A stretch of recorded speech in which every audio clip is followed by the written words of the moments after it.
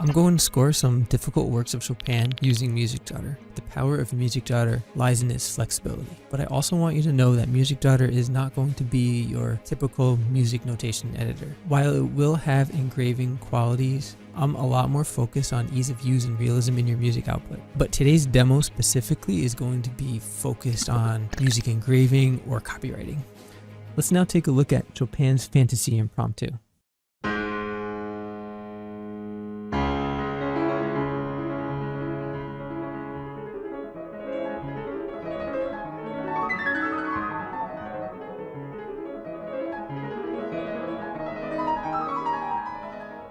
So let's just get the left hand. The left hand is just one rhythm. The right hand is just another rhythm. This is way easier to notate than Beethoven.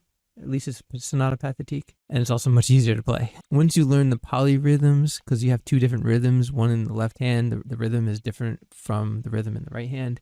But once you master that, the whole piece is cake. And it sounds impressive. Like people will be like, whoa, you can play the Fantasy Impromptu. Okay, so let's do left hand first, because that will set our rhythms for the right hand. So it'll be something like this. And just hover over a note and press T for tie. Okay, now we have our left hand going crazy.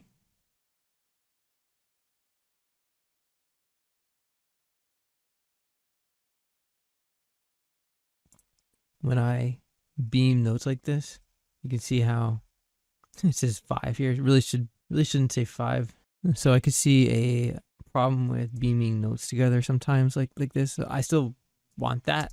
I just need to think about how to approach something like this where the tuplet is broken up, but it shouldn't be a 5. That's just incorrect. So I'll think about that. And that's why I'm notating on the spot, because I want to catch these issues as I notate. One, like you can take you don't have to actually have the number here. So I might have it where you can click on the number and just like update it too, or something like that. So not a big deal. And I'm just going to copy and paste like this, just to show you the rhythms. Cool. Now the right hand is cake. The left hand is cake too. This is easy. Chopin, you're an easy composer. And it's like this. Okay. Cool. And that's the whole piece, basically. So we're done scoring Chopin already. It's, oh, I forgot to put the time signature, the key signature. The key signature would be this C sharp minor. Key signature, 4 sharps. So they're scoring Chopin. Fantasy Impromptu, extremely simple to notate. Would be very difficult to notate if it didn't have a tuplet entry system. But even the tuplets in this case are fairly basic. So it's just a 3:2 ratio.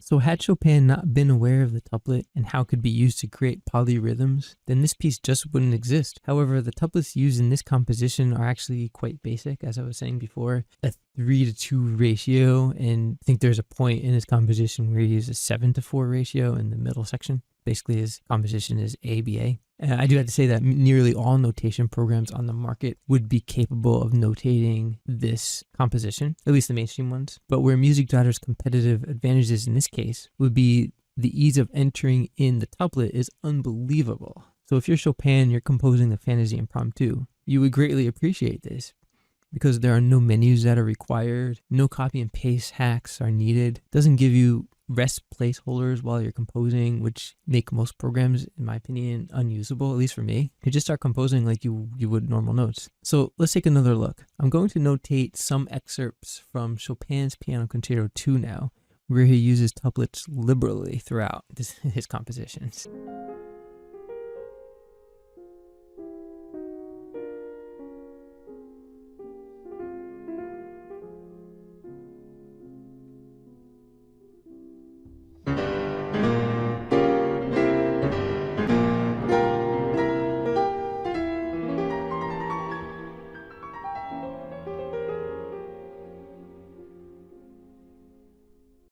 Okay, so now we are in F minor. Okay, and I have to say that this piano concerto, listening to this again, doing this exercise, made me realize how much I actually like this composition. Like I haven't listened to this music in some time. I've been favoring other composers right now because I'm more into like the orchestral, like Chopin's orchestration is not the greatest.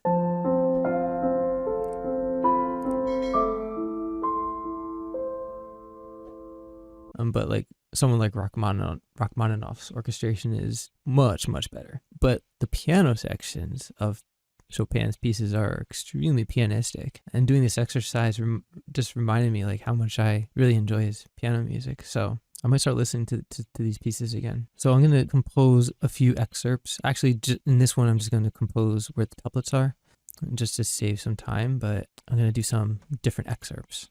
So again, let me resize the measures just to make it easier. I'll do something like this. Left hand is easy in this piano concerto. It's usually just eighth notes. So we got an eighth note here, an eighth rest here,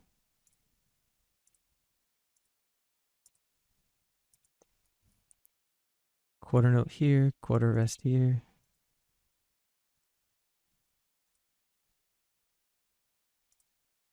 like that. So there's our left hand. That's easy.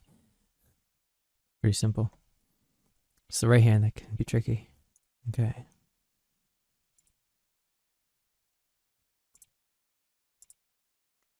Okay, actually this one's not bad because it's just, I think, your standard triplet.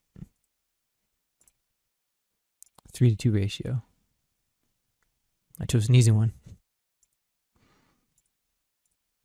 Okay, I want to actually see the numbers.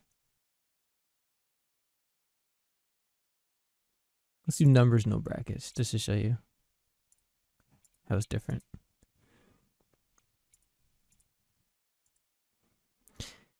Okay, pretty simple. The next phrase would be just 30-second notes, so no tuplets here. Click on the 30-second note here, and just 8 notes. 1, 2, 3, 5, 6, 7. But let me give you the rest that I missed here. Okay. 1, 2, 3, 4.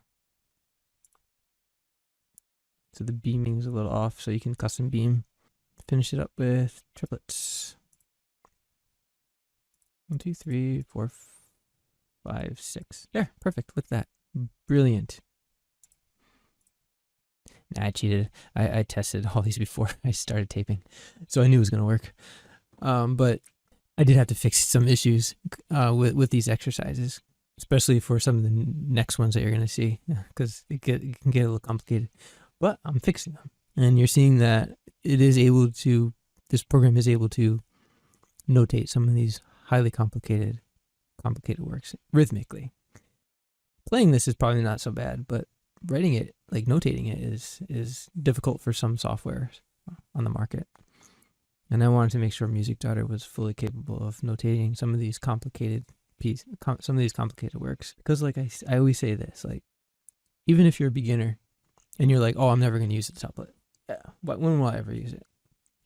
You're not going to always be a beginner, right? You're going to grow as a composer. Like you're constantly learning. Every time you write that next piece, you're learning how to compose. You're learning how to compose better, basically. You're going to want to improve, right? So why would you want a program that can't handle your demands? Like even if you're not doing it now, why wouldn't you want something that could handle your demands in the future?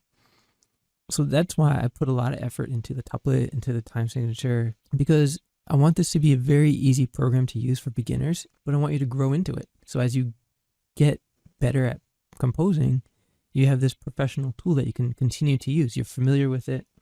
You already know how it works. You've seen the tuplet system that's there for you. You've never used it, but now you're comfortable with the software, and now you can start experimenting with it. So that's the reason why I put a lot of time into the tuplet. Okay, so now you know by now that the topic of this video is actually about the tuplet again. But I had to figure out how to get this topic into the video, because honestly, this is such a difficult topic to talk about.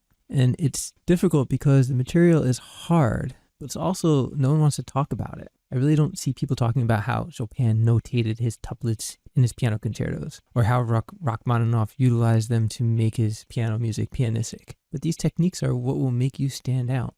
And of course, not all of your music is going to need a tuplet, right? I know that. But I think once you start to see examples of how they're used in music, you may want to start using them in practice more often. So let's compose a few more excerpts from Chopin's Piano Concerto No. 2 before we wrap this video up.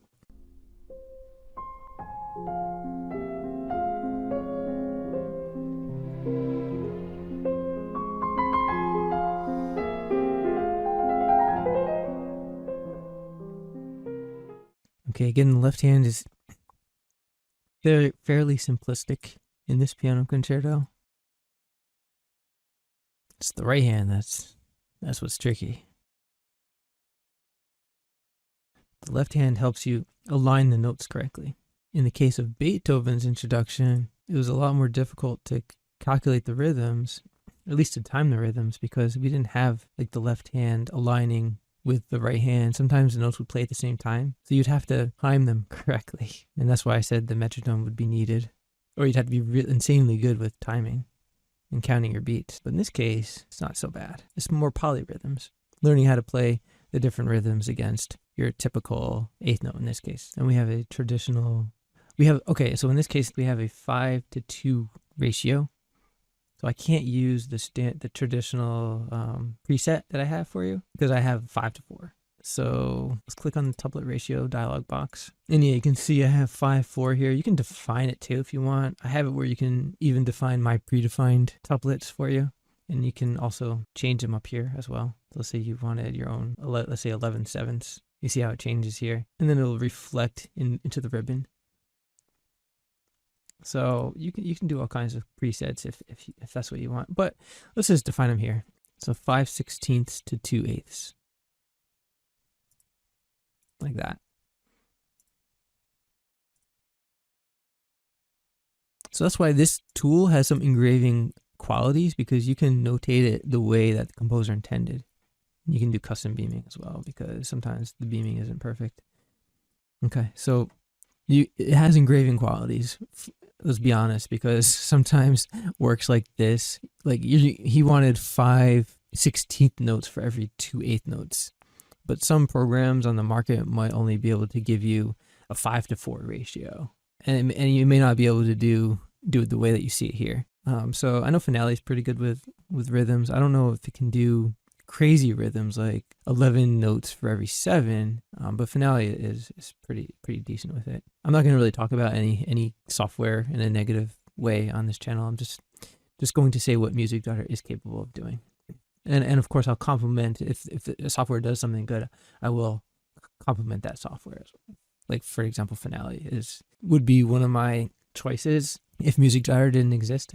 But I have my own reasons for wanting my own notation software, and it has to do with just ease of use, because yes, I want a professional tool, but it also has to be easy to use, and it has to support my style of writing music. Okay, let's get the next measure now. Left hand is so easy. 1, 2, 3, 4 is like this, and then 1, 2, 3, 4 like that. The right hand this will be cake to notate. So this is again 11/4, but we also have 16th notes, but we have 64 notes at the end, and Chopin also has a rest to make up this tuplet. So let's do that. Here we've got 11 notes for every 4/8 notes. Click OK, and we are going to start composing. 10, 11. Okay, good. That last note is replaced by a 64th, so I'm going to actually delete that and replace it with 2 64ths. 1, 2. Like that. Look at that. Perfect scoring. It has the power of an engraver. And imagine, and this is in a browser too. Of course, I do want a standalone, but the power of an engraver. And then imagine once we get the playback, like this is going to be a wild program. So you can see how being able to define your tuplet ratio without any restrictions is critical if you want complete freedom of expression. Chopin's works are highly poetic because he wasn't afraid to be creative with his notation. So let's now compose an excerpt of Chopin's Piano Concerto No. 2 using a mix of tuplets and an Accacciatura.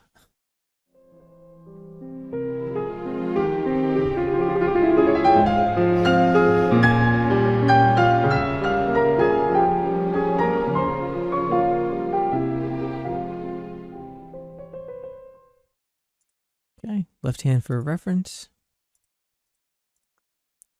And let's compose this phrase with the quintuplet and the Accacciatura. It's a pretty simple measure to compose. But I'm going to compose just the normal notes first, and then I'm going to insert the Accacciatura at the beginning of the measure. And if you're not sure what an Accacciatura is, it's basically a grace note. There are two types of grace notes. We've got the Accacciatura and the Appoggiatura. And in this case, I'm not going to be very detailed with the Accacciatura. I'll probably have different future videos around like going in detail on what the differences are.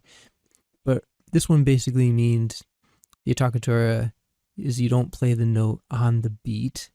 So in this case, the left hand of this piano concerto, we have a B flat, and in the right hand we have a G. So the principal note in this case is the F. The grace note is a G. Okay, let me start over again. The Accacciatura basically gets played before the beat. It doesn't get played on the beat. And it also doesn't take away note resolution or note duration. So if the principal note is a quarter note and there's an Accacciatura, an eighth note Accacciatura that's played before that note, that quarter note is still going to be a quarter note. And the Accacciatura is just going to be played quickly before that quarter note. So it doesn't take up any duration of the measure. Whereas the Appoggiatura it'll take up duration of its principal note. So I had to do a lot of research in order to create the two different types of grace notes. So Music Jotter will handle both the Accacciatura and the Appoggiatura, and it will play it correctly. Once I get the playback, of course, it'll play it how it's supposed to be played. But you can also notate it. I'm at the point right now where you can notate Accacciaturas and Appoggiaturas. So in this case, this G Accacciatura will be played very quickly before this F quarter note. But this F quarter note will play on the beat of this B note in the left hand. Whereas if this was an Appoggiatura, then this G would be played on the beat, so at the same time as this B note in the left hand. And by the way, since it's an eighth note, it takes away from that quarter note, so that quarter note would actually be played as an eighth note as well, in this specific case. Future videos will make it more clear. Okay, so we've got eighth note dotted, tied here, 32nd note. This is a 5-to-1 ratio, so it's going to be 5 32nd notes for every 1/8 note. So again, this is where the custom tuplet or the powerful tuplet system comes in handy, because if you're using traditional software, it may not have that ability to tweak the ratios to that specific ratio. So 5 to 1/8. Okay, beaming is a little off, so you can do custom beaming. So this one gave me a little trouble too. Like, I tested all of this before taping this video, but this one gave me problems because there was a slight issue with the Accacciatura and in the tuplets. But I resolved that fairly quickly. It wasn't a big deal. So doing these exercises again definitely helps improve the quality of the software. And I'll be at a point where when I'm testing this, that's all. I'll just take full scores and start scoring them on Music Jotter, and that's how I'm going to test it out. And of course with your feedback as well. If you neglect freedom of expression because you just aren't aware of how to notate your music properly, then your music is going to sound too formulaic. Of course, there is more to music than properly notating it, such as the proper orchestration, and it has to have a good human playback feel as well. But this video and potential video series will revolve around how good notation can lead to more expressive music. And honestly, Chopin's Piano Concerto has a lot of issues with its orchestration, if you ask me. However, despite those issues, his piano writing did not suffer from sounding too formulaic in my opinion. And that's because Chopin used his knowledge of music notation and his love of the piano to his advantage. He already was creative, but he had to understand how to express his creativity in writing. So I'm going to end this video with an analogy. Someone may be an excellent storyteller, but if that storyteller doesn't have much experience in writing literature, then that story just won't be passed down in writing successfully. And in order for your ideas to not get lost in history, authors must learn the art of storytelling through creative writing as to captivate your audience. And with music, it's really no different.